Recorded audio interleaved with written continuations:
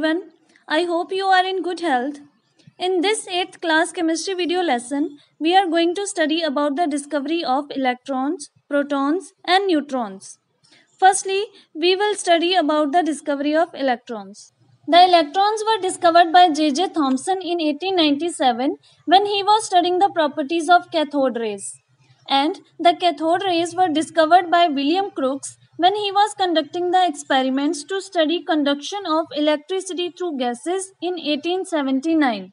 The apparatus used by William Crookes for the experiment consisted of a long glass discharge tube, now called cathode ray tube or Crookes tube, and a high voltage source of 10,000 volts. The discharge tube is sealed at both the ends and is fitted with a thin piece of metal called electrode at each end. It had a side tube fitted with a stopcock that was connected with a vacuum pump to control the pressure of the gas or air contained inside the tube. Crookes observed that at a low pressure of 0.01 atmospheres, when a high voltage of 10,000 volts is applied across the electrodes of the discharge tube, current starts flowing inside the tube. To further study the behavior of this current, he punctured the anode inside the cathode ray tube and coated the glass tube behind the anode with a fluorescent material such as zinc sulfide, and then repeated the experiment. This time, he noted a bright greenish glow on the coating behind the anode.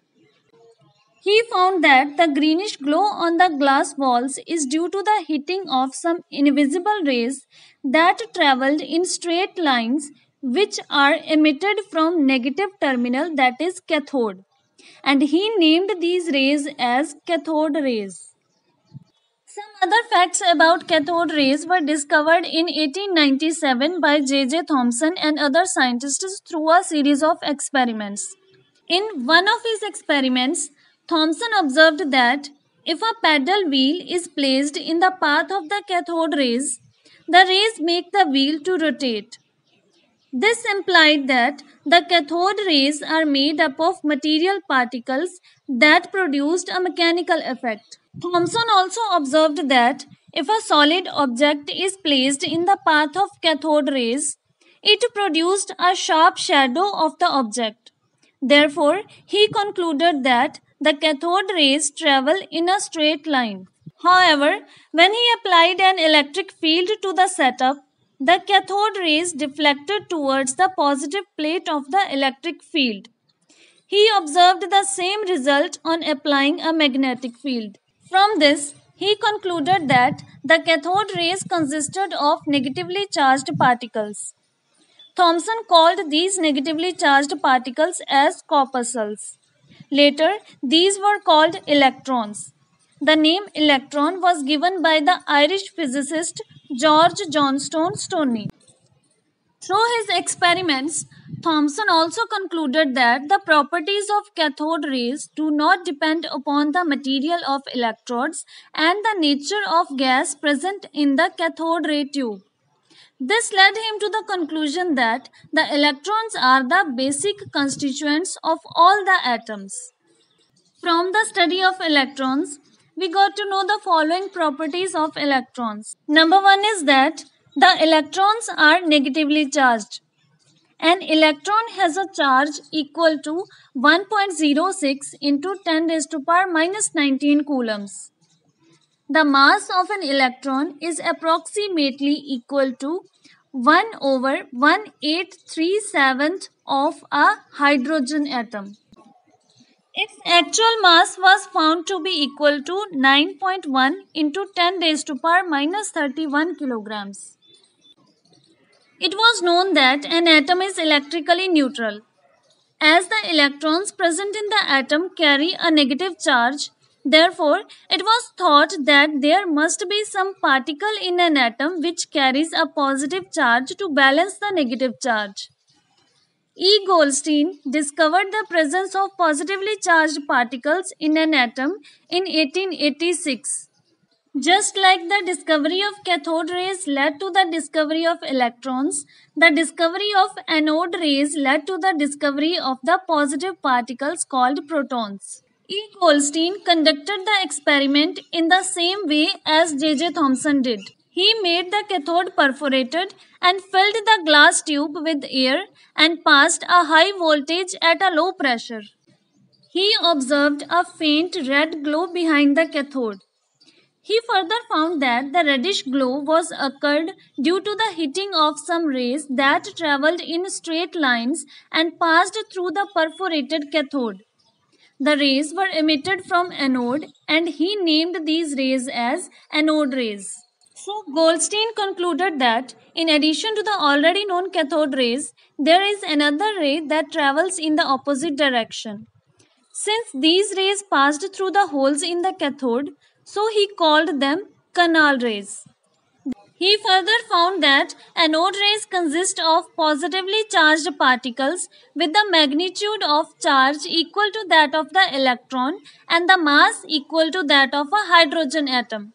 These particles were named protons. Now let's have a look on the properties of protons. First one is that the protons are positively charged particles.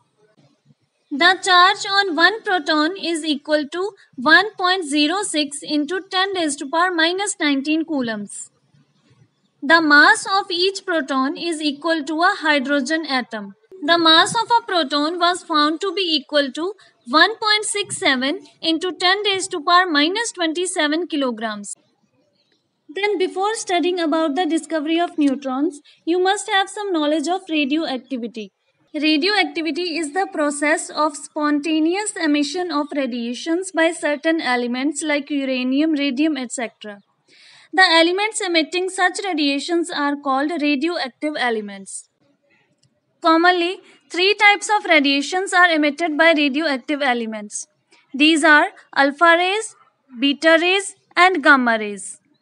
Alpha rays consists of alpha particles. Each alpha particle has a charge equal to plus 2 units and a mass equal to 4 units. Hence, they are same as helium nuclei. Alpha rays are heavier, positively charged and can penetrate through most solids. Beta rays are composed of electrons. They are very light and they have more penetrating power than alpha rays. Gamma rays are neutral and they can pass through any material. Gamma rays are the most penetrating rays. Now let's study about the discovery of neutrons. After the discovery of protons and electrons, it was assumed that an atom is made up of two types of subatomic particles, that is protons and electrons. So it was assumed that the mass of an atom must be equal to the mass of protons plus mass of electrons present in the atom. But it was discovered later that the mass of protons plus mass of electrons is much less than the actual mass of an atom. It was thus concluded that the excess mass was due to some other particles present in an atom that had considerable mass but no charge. In 1932, James Chadwick proved the presence of these heavy neutral particles through a series of experiments. In one of his experiments, he bombarded a beryllium plate with alpha particles. When each alpha particle strikes the beryllium metal, they release one neutral particle with the formation of carbon. A detector was placed after the beryllium metal to detect the type of particles. The detector did not show any deflection. This leads to the conclusion that the particles are neither positively charged nor negatively charged. They are neutral. Chadwick observed that the mass of the neutral particle was equal to that of proton. He named this particle as neutron. After all the subatomic particles were discovered, it was concluded that an atom is made up of protons or positively charged particles, electrons or negatively charged particles, and neutrons that are neutral particles.